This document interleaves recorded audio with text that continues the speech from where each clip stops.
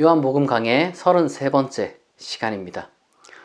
오늘 우리가 다룰 본문은 흔히 기독교는 배타적인 종교다, 오로지 기독교에만 구원이 있다라고 말하는 그 증거 본문을 담고 있는 그러한 내용을 다룰 것입니다. 그런데 과연 정말로 그것이 그러한 배타적인 구원을 말하는 것인지, 그리고 또한 오늘 우리가 다룰 본문 전체의 내용은 도대체 어떤 것인지 우리가 하나씩 차근차근 살펴볼 때 그 의미가 조금 더 명확하게 밝혀질 것입니다. 먼저 요한복음 14장 4절부터 7절입니다. 내가 어디로 가는지 그 길을 너희가 아느니라. 도마가 이르되 주여, 주께서 어디로 가시는지 우리가 알지 못하거늘 그 길을 어찌 알겠사옵나이까. 예수께서 이르시되 내가 곧 길이요 진리요 생명이니 나로 말미암지 않고는 아버지께로 올 자가 없느니라. 너희가 나를 알았더라면 내 아버지도 알았으리로다. 이제부터는 너희가 그를 알았고 또 보았느니라. 지난 강의에서 예수님이 우리를 위해 예비할 그 거처는 바로 하나님과의 어떤 그 하나됨, 하나님과 이제 어떤 친밀함, 이것이라고 말씀드렸습니다. 그러니까 종말론적인 이야기가 아니라 굉장히 이제 현재적이면서도 실존적인 이야기였다는 것이죠. 우리가 그런 것처럼 지금 여기서도 우리가 오해를 하면 안 되는 것이, 지금 다루고자 하는 것은 천국이냐 지옥이냐, 그러니까 이제 천국 가는 길, 지옥 가는 길, 둘 중에 이제 천국 가는 길에 대한 이야기를 하는 게 아니라는 거죠. 지금 예수님은 죽으러 가는 길입니다. 그러나 동시에 그것은 제자들과 그리고 이제 우리를 위한 그 거처, 하나님과의 친밀함 내지는 하나님과의 하나됨을 예비하러 갑니다. 예수님의 그 어떤 그 삶의 방향과 그 목적은 바로 그것을 향해 있었던 것이죠. 그런데 여기서 도마는 예수님이 하시는 말씀에 완전히 그냥 어떻게 보면 정면으로 도전합니다. 무슨 말이냐면 예수님은 그 길을, 하나님과 하나 되는, 그리고 이제 나를 영접함으로써 이루어지는 그 길을 너희가 안다라고 했는데, 도마는 우리를 모른다라고 답을 한 것이에요. 이것은 굉장히 이제 중요한 것을 시사하는데요. 우선 목적지를 모르는 건 아니에요. 어디로 가야 하는지 예수님이나 제자들이나 그 목적지가 아버지라는 것을 잘 알고 있습니다. 다만 이 제자들, 특히 이제 도마는 조금 더 구체적으로 알려달라라고 이야기를 하는 거예요. 이 도마의 외침은 아마 많은 사람들에게 또한 동일한 외침이 될지도 모르겠습니다. 도대체 어떻게 하면 우리 인간이 하나님께로 나아가는, 예수님이 죽었다가 다시 오는 그 영접을 어떻게 할 수 있느냐는 거예요. 그래서 이 예수님은 자신이 곧 길이요 진리요 생명이라고 말씀을 해 주셨습니다. 그것에 대한 답이 바로 이것이에요. 말하자면 예수님을 제대로 알면 하나님 아버지를 만나는 그 진리를 발견하고 또한 아버지와 가까워짐으로써 생명을 얻게 된다는 말입니다. 이것은 너무 중요한 진리지만 때로는 너무 이제 임의적인 해석이 이루어질 때가 많이 있습니다. 그 이유는 여럿인데, 먼저 오늘날 우리의 문제를 하나 지적하자면, 사람들이 자기들 나름대로 이제 자기 나름대로 예수님에 대한 상을 임의적으로 이제 구성하는데, 이게 너무 제각각이에요. 한 사람이 가지고 있는 그 상이 다른 사람과 너무도 달라요. 왜냐하면 이제 자기 마음대로 예수님을 그렇게 믿기 때문입니다. 그러나 사실 요한복음에서 말하는 예수님의 상은 굉장히 구체적이고 이중적인 어떤 그 기준이 이제 제시되고 있어요. 첫 번째로 요한복음이 말하는 예수님의 상은 무엇이냐? 이제 공관복음과 요한복음 이 네 개의 복음서를 모두 포괄하는, 이제 실제로 이 지상 가운데서 활동한 그 생생한 스토리가 있는 역사적인 그 모습입니다. 우리는 네 권의 복음서에서 예수님의 그 모습을 발견해야 합니다. 왜냐하면 여기 아니면 어디서 우리가 예수님의 그 모습을 얻겠냐 이 말이에요. 몇 번씩이나 이제 강의를 통해서 말씀을 드렸지만, 요한복음은 공관복음을 꽤나 충분히 비판하고 때로는 이제 수정을 합니다만, 그럼에도 불구하고 공관복음을 폐기하는 것이 아니라 공관복음을 보다 더 완전하게 만들기 위한 목적이 있다는 그 측면을 우리가 고려해야 되고, 또 그렇다고 해서 요한복음이 완벽한, 다른 세 권과는 비교되지 않는 완벽한 복음서냐, 또 그것은 아니란 말이에요. 따라서 우리는 네 권의 복음서를 한꺼번에 고민을 해야 되는 겁니다. 이것이 의미하는 것은 우리가 또 여기서 오해하면 안 되는 것이, 이 네 권의 복음서를 그냥 어떤 식으로든지 간에 막 하나로, 그냥 하나의 복음서로 막 이렇게 끼워 맞추고 저렇게 끼워 맞추고 이렇게 하자는 것이 전혀 아니에요. 오히려 이제 네 권의 복음서가 가지고 있는 신학들을, 네 권의 복음서가 가지고 있는 예수님에 대한 해석들을 상호적으로 보완해서 예수님에 대한 사항을 우리가 가져야 된다. 바로 그 말입니다.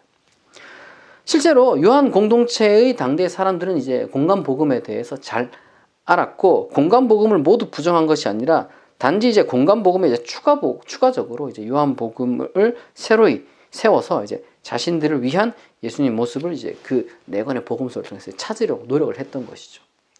이것이 이제 첫 번째 이제 기준이고, 예수님의 상에 대해서 우리가 이제 제멋대로 되지 않기 위한. 두 번째 상은 무엇이냐? 요한복음이 말하는 예수님은 하나님의 로고스라는 겁니다. 하나님의 로고스. 그러니까 이제 이 복음서들은 우리가 이제 복음서들 읽고 이해할 때 그냥 맹목적으로 읽고 이해하는 것이 아니라 로고스에 따라서 이해를 해야 됩니다. 로고스라는 것이 번역하기 굉장히 어렵지만, 굳이 제가 여기서 지금 편리하게 지금까지 쭉 이야기한 것처럼 이제 우리가 알아듣기 쉽게 번역을 하자면 합리성 내지는 이성이라고 할 수 있는데요. 어떻게 보면 너무 당연한 것이죠. 이성을 가지고 제정신을 차리고 이렇게 이제 복음서를 읽어야 된다는 얘기인데, 그런데 의외로 너무도 많은 경우에 또 너무도 많은 사람이 이 이성을 복음서를 읽을 때 제대로 활용하지 못할 때가 너무 많이 있습니다. 많은 현대인은요, 실질적으로 또 이성과 신앙은 부딪히는 것이라고 생각을 합니다. 그러니까 이중적인 문제가 발생하는 거예요.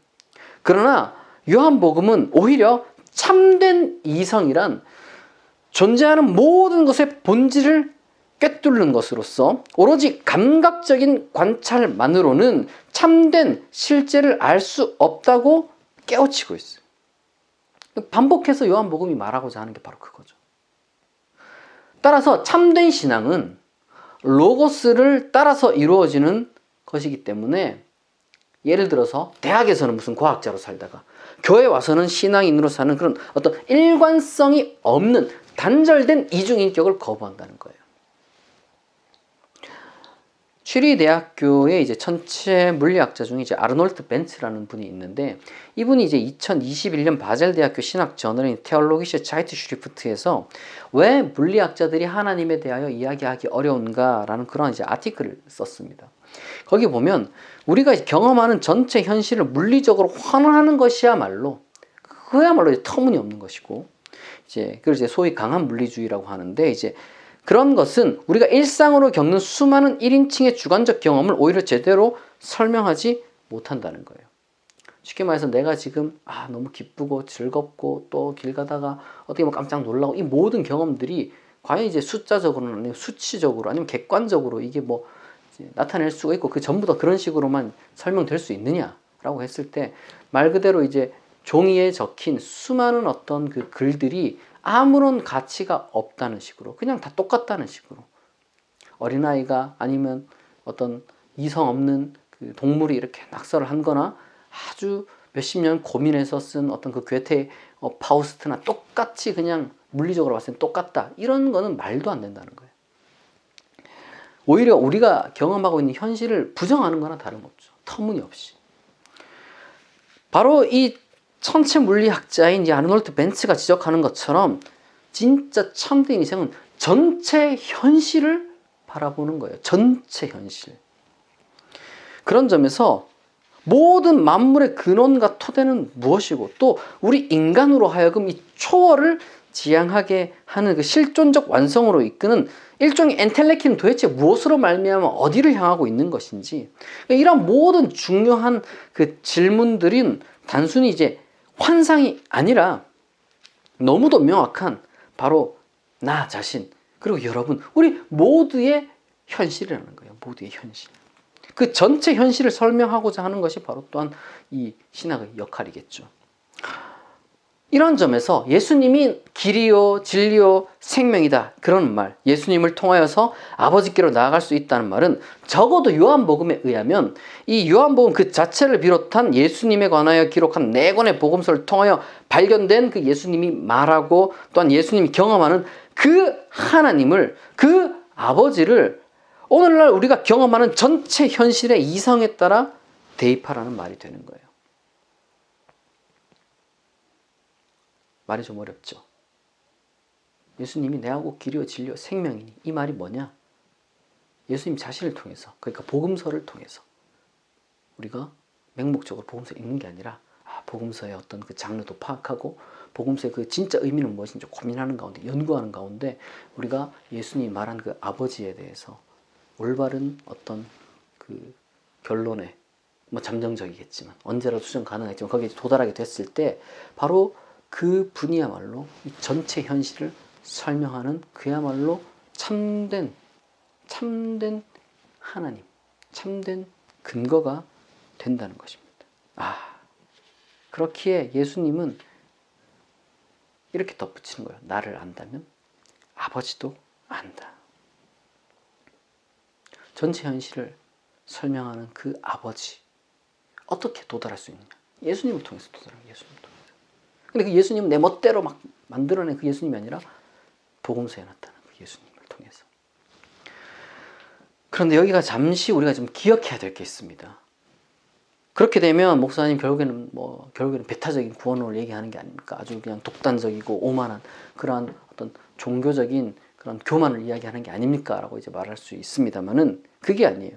기독교가 말하는 것은 이 전체 현실의 그 근원에 대한 그 설명으로서 아버지를 제시하는데, 이 아버지로 나아가는 유일한 길이 예수님이라는 거예요. 아버지로.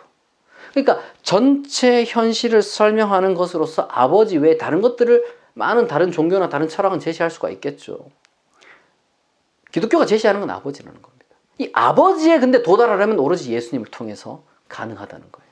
오로지 예수님을 통해서. 근데 아버지가 아니라 이 전체 현실을 설명하는 또 다른 여러 가지 많은 목적지가 있을 거 아닙니까? 근데 그것은 예수님 외에도 다른 길을 통해서도 갈 수가 있는데, 아버지에 도달하려면 오로지 예수님의 통해서만, 예수님을 통해서만 가능하다는 거예요. 그런 점에서 우리는 기독교만이 이 전체 현실에 대한 유일한 어떤 그 설명이다, 내지는 유일한 구원의 길이라는 그런 배타주의를 거부할 뿐만 아니라 동시에 수많은 종교와 철학이 각기 가질 수 있는 그런 독자적인 정체성을 모조리 무시하고 그냥 다 똑같다라고 이야기하는 다원주의도 피할 수가 있게 되는 거예요. 한편 참으로 이제 이성을 강조하는 이 요한복음답게 이제 이번에는 이제 빌립의 입을 통하여서 이제 또 한 번의 적절한 반론을 펼칩니다. 아주 어떻게 보면 핵심적인 문제인데요. 정말로 이 세계가 참으로, 이 세계에 정말로 아버지가 있냐? 이 전체 현실을 설명하는 그 우리가 나아가야 될 그 목적지로서 아버지가 진짜 있냐는 거예요. 거기에 대해서 예수님이 이제 2가지 또 답변을 주는데, 먼저 빌립의 질문과 예수님의 그 대답, 그것을 첫 번째 대답을 한번 살펴보도록 하겠습니다. 8절에서 11절입니다. 빌립이 이르되 주여 아버지를 우리에게 보여주옵소서, 그리하면 족하겠나이다. 예수께서 이르시되 빌립아 내가 이렇게 오래 너희와 함께 있으되 네가 나를 알지 못하느냐? 나를 본 자는 아버지를 보았거늘 어찌하여 아버지를 보이라 하느냐? 내가 아버지 안에 거하고 아버지는 내 안에 계신 것을 네가 믿지 아니하느냐? 내가 너희에게 이르는 말은 스스로 하는 것이 아니라 아버지께서 내 안에 계셔서 그의 일을 하시는 것이라. 내가 아버지 안에 거하고 아버지께서 내 안에 계심을 믿으라. 그렇지 못하겠거든 행하는 그 일로 말미암아 나를 믿으라. 첫 번째 대답은 너무 간단합니다. 예수님 자신이 행하는 그 일을 보면은 아버지가 살아계신다는 증거가 된다는 거예요. 그러면 예수님이 하신 일이 뭘까요? 우린 여기서 이제 대자수 사람들이 곧장 떠오르는 게 이제 기적, 뭐 오병이어라든지, 아니면 뭐 바다 위를 걸으신다든지, 아니면 바다를 잠잠케 한다든지, 아니면 환자를 낫게 한다든지, 아니면 궁극적으로 이제 뭐 죽은 자를 살아나게 한다든지, 뭐 이런 기적들을 떠올릴 수 있을 겁니다. 물론 그런 기적들이 이제 포함이 안 되는 건 아닙니다. 이제 왜냐하면 예수님은 굉장히 이제 폭넓은 단어를 쓰셨으니까요. 그런데 비록 고대 종교 공동체가 분명히 어떤 그 기적에 대해서 이제 염두에 두었겠지만, 그럼에도 불구하고 전혀 기독교와 상관없는 종교 공동체도 기적에 대해서 강조를 했다는 거예요. 그러니까 기적을 단순히 하나님의 살아계심에 대한 증거로 내세우면 다른 온갖 종교들도 나름대로 기적에 대한 기록을 다 가지고 있다는 말이죠. 그러니까 이게 과연 그러하겠느냐. 예를 들면 유대교 우리가 당장 떠올려보면 야훼의 기적이 어마어마하죠. 그리고 주변 헬레니즘 여러 종교들 기적들이 얼마나 넘쳐납니까. 당장 요한복음만 보더라도 예수님이 가나에서 혼인잔치에서 물을 포도주로 바꾼 사건, 그건 이제 디오니소스 종교에서도 일어나는 일이잖아요. 그렇다면 지금 예수님이 말씀하시는 그 일이 만약에 기적이 전부가 아니라면, 그렇다면 도대체 무엇이냐. 그러니까 우리는 10절을 아주 다시 한번 신중하게 읽을 필요가 있습니다. 왜냐하면 예수님이 10절 하반부에서 지금 자기 자신의 말을 아버지의 일과 동일시하고 있기 때문입니다. 다시 한번 말씀드릴게요. 10절을 보면 예수님은 자기 자신의 말을 아버지의 일과 동일시시켜요. 말하자면 사실상 예수님의 가르침을 통해서 하나님을 발견할 수 있다는 얘기예요. 예수님의 일이라는 것은 예수님의 말이라는 거예요. 예수님의 가르침이라는 겁니다. 그런데 통상적으로 예수님의 가르침은 그런 지적을 받긴 합니다. 뭐 예수님 시대도 그렇고, 아니면 심지어 예수님 이전 시대의 가르침과 뭐 그렇게 크게 다르지 않은 경우가 많이 있다는 거죠. 그리고 또 요한복음에 국한해서 어떤 문제를 지적한다면, 공간복음에서 예수님의 그나마 특유의 것이라고 할 수 있는 그 비유들 같은 것들, 이런 것들도 요한복음에는 없고, 심지어 요한복음은 그 마태복음에 있는 그 위대한 산상수훈, 이런 것에도 크게 거의 뭐 관심을 두지 않고, 그야말로 전적으로 어떤 새로운 그 가르침으로 이제 가득하다는 그런 문제가 있어요. 요한복음 저자가 이제 창작을 해낸 것이란 거죠. 지금 당장 14장부터 시작해서 16장까지 이어지는 긴 고별 설교, 그리고 17장의 기도는 공간복음에 어쨌든 전혀 나타나는 것이 아니니까요. 어느 정도 영향은 받았겠지만, 이 문제를 해결하는 방식은 각각에 맞춰 이렇게 생각할 수가 있는데, 첫째로는 시대의 고유성보다 시대의 유사성을 많이 지닌 예수님의 가르침은 그만큼 보편타당하다는 거예요. 충분히 훌륭하죠. 충분히 지금도 통용될 수 있는 그런 가르침입니다. 그리고 또한 이로 미루어 보아 그런 보편타당한 가르침이라는 것, 그런 것 그 자체가 하나님 아버지의 그 증거라면, 인류가 진보해 나가면서 발전시키는 도덕, 가르침, 그리고 이제 초월 내지는 심오함에 대한 묵상, 이 모든 것이 하나님에 대한 간접 증거가 될 수 있다라고 지금 이야기를 하는 거예요. 왜냐하면 그 모든 유사한 가르침들이 다 예수님의 말로 다시 한번 나오고 있으니까요. 그런 것은 자연으로부터 나오는 게 아니거든요. 그런 것은 오로지 인간으로부터 나옵니다. 그리고 기독교는 인간으로부터 그러한 것이 나오는 이유는, 인간은 다른 그 어떤 존재와는 달리 그 안에 신성함을 간직하고 있는 존재라고 가르치기 때문입니다. 조금 더 고전적으로 표현하면 하나님의 형상이라서 그래요, 인간이. 다만 그 하나님의 형상이라는 것, 그러한 어떤 인간의 신성함이라는 것은 잠재적인 것이에요. 잠재적인 것이기 때문에 악하게도 발전할 수도 있고 선하게도 발전할 수도 있습니다. 따라서 인간의 그 정신의 발전의 방향을 잡아줄 것이 당연히 우리 인류에겐 필요한데, 우리는, 기독교인은 그것이 바로 예수님의 말이라고 믿는 거예요. 예수님의 가르침이라고 믿는 거죠. 예수님의 가르침이야말로 그 방향성을 향한 기준이 되어주고 또한 모범이 되어줍니다. 둘째로는 이미 앞서 얘기한 대로 요한복음은 공간복음을 부정하는 것이 아니라 오히려 이제 포괄한다고 말씀드렸습니다. 따라서 우리는 이제 마태복음, 마가복음, 누가복음, 요한복음 이 네 권 이 복음서 전부의 그 가르침을 진지하게 읽고 살피고 연구해야 돼요. 그게 기독교인이 해야 되는 당연한 일이에요. 당연한 일. 기독교인인데 복음서에 대해서 연구를 하지 않는다?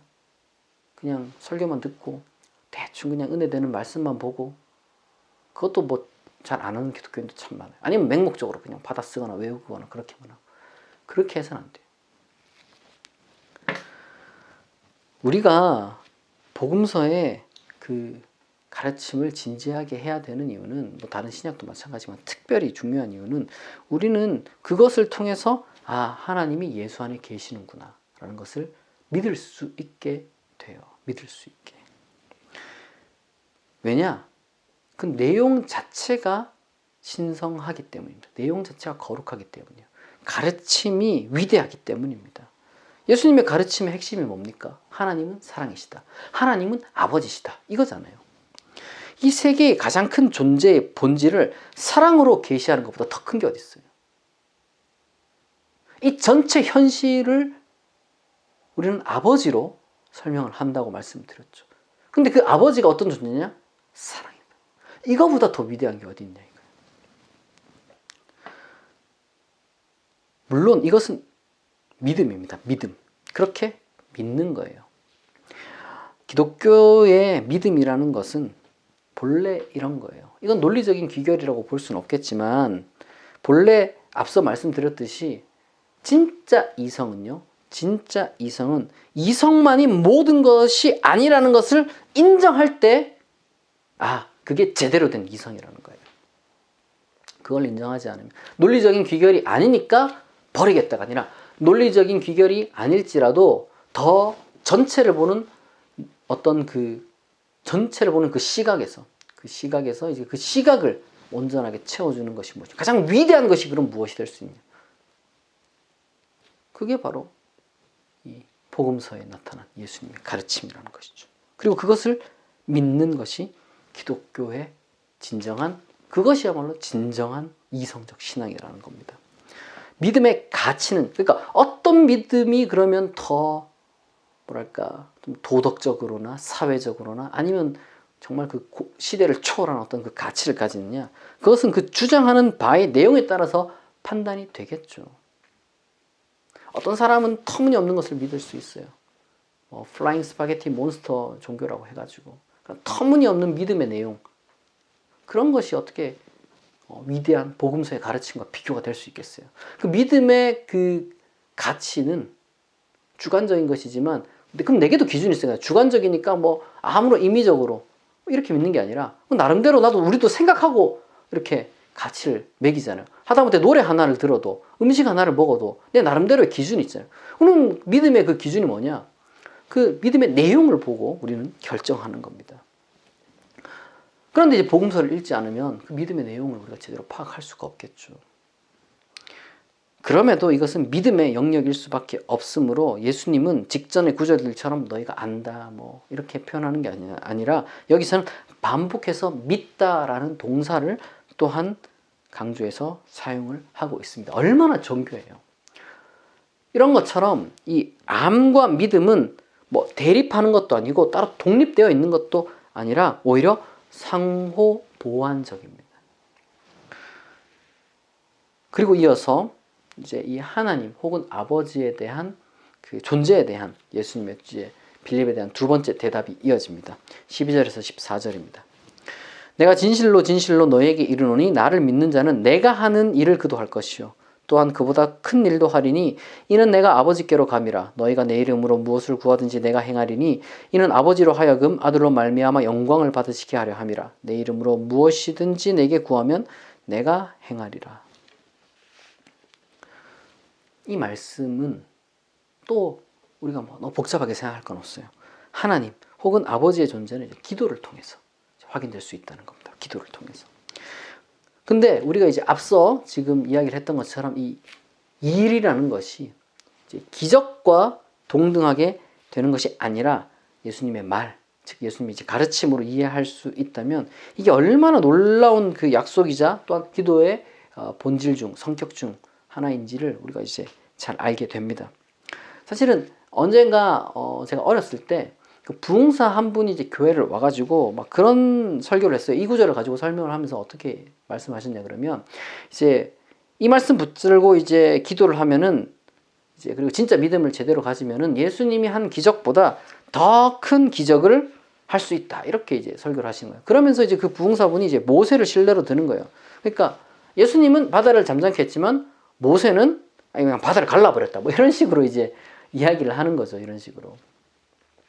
하지만 우리는 다 잘 알고 있습니다. 모세의 그 사건이라든지 아니면 예수님이 가는 사건, 이 모든 것들이 사실은 이제 고대 종교인들의 어떤 그 신앙을 이제 문학적으로 이제 표현한 것을 우리는 이제 잘 알고 있습니다. 게다가 기독교회의 그 어떻게 보면 이제 최초 역사 기록물이 이제 4세기경 이제 유세비우스의 것인데요. 이제 물론 그 이전에도 뭐 헤게시푸스라든지 몇몇 어떤 그런 기독교인들이 있었지만 어쨌거나 이제 온전한 그 소위 말해서 교회 역사 기록물이라고 할 것의 그 시작은 이제 이 유세비우스부터 시작합니다. 그리고 이 유세비우스는요, 오늘날 그 이제 그 뭐랄까 기준으로는 정말 터무니없는 그러한 전설도 교회를 위해서 이건 역사다 하면서 뭐 싹 다 수집을 했어요. 정말 말도 안 되고 이게 정말 이게 좀 터무니없지만 어쨌든 좀 기독교에 좀 유익하고 기독교를 좀 변증하고 이런 내용이 있으면 싹 다 긁어 모아가지고 그냥 그것을 이제 이게 역사다 그렇게 기록을 남겼습니다. 그런데 그런 기록에조차도 말이죠.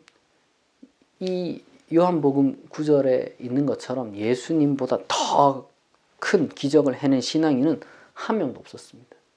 2000년 역사 가운데 한 명도 없었어요.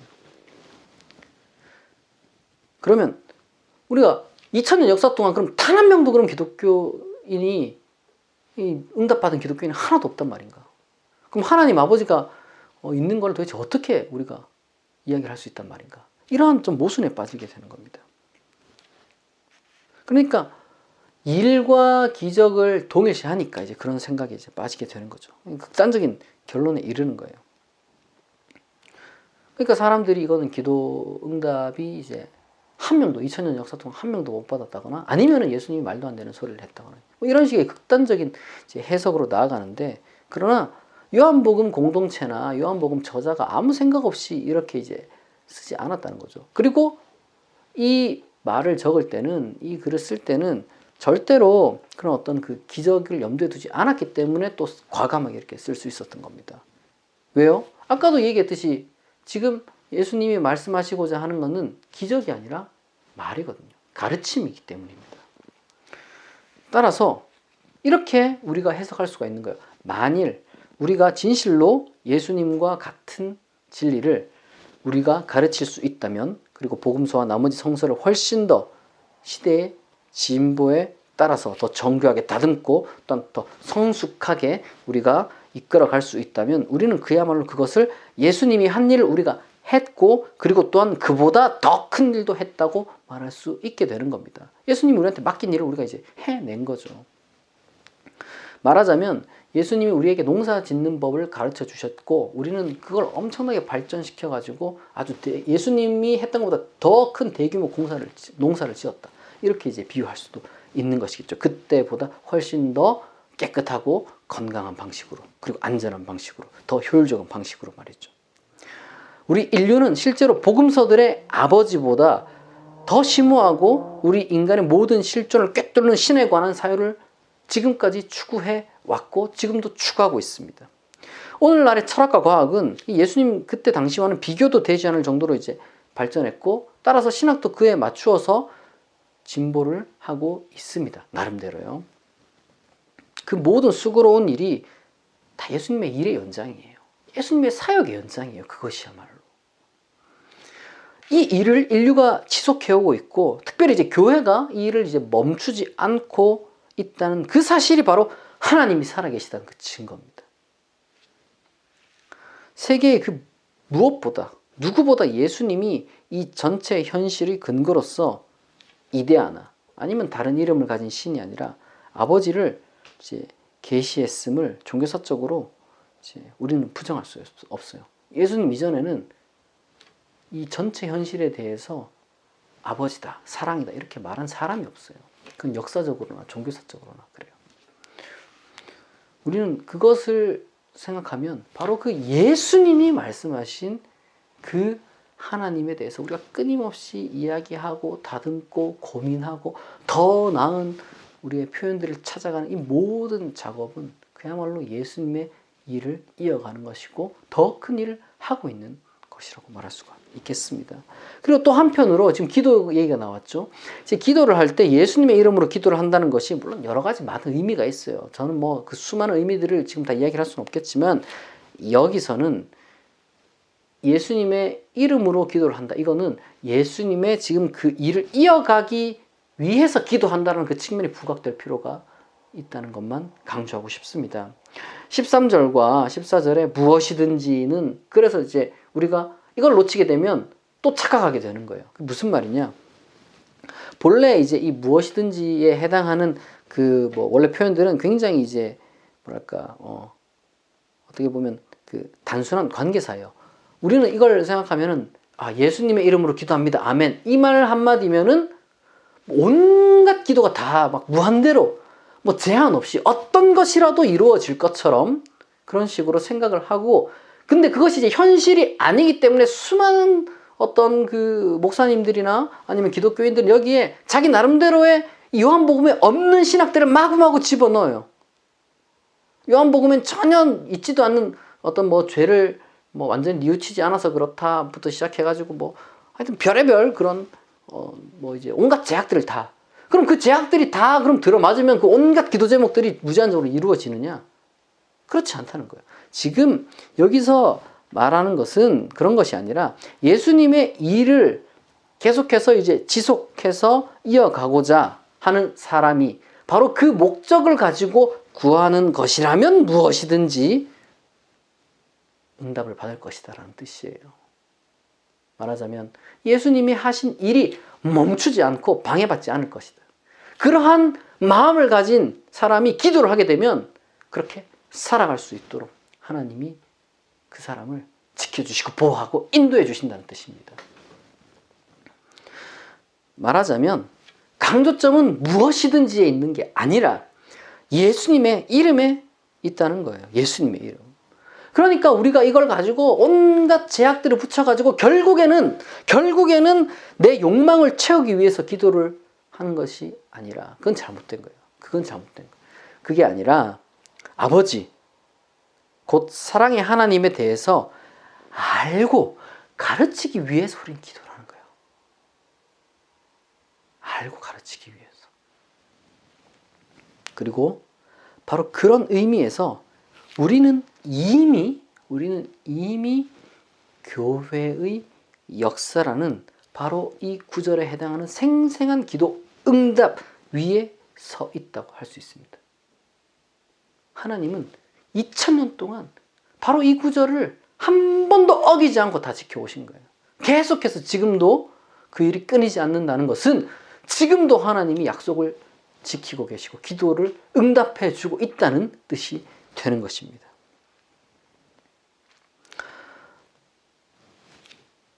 오늘 설교를 정리를 하자면 이렇습니다.